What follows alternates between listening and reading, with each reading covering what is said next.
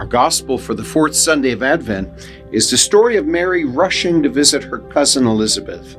When she arrives, Elizabeth recognizes something extraordinary about her cousin Mary's visit as the child within her own womb, John the Baptist, leaps for joy.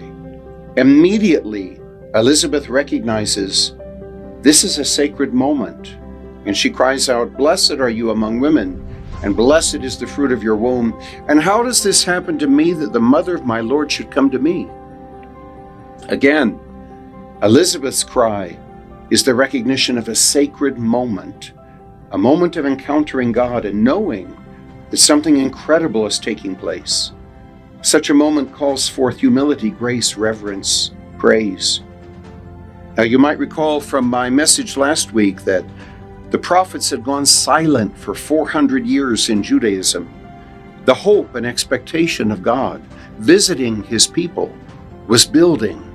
And now, in the presence of her cousin, Elizabeth realizes God has visited his people within the sacred womb of her cousin Mary. Elizabeth recognizes, again, the unexpected and sacred moment of grace.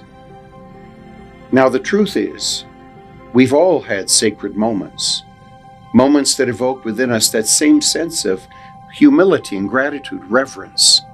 Moments when we realize that God really is in control. He always has been and always will be.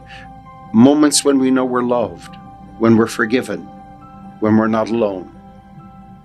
We don't live those moments of grace every moment of every day, but God does provide them along the way now and then to sustain us in our faith.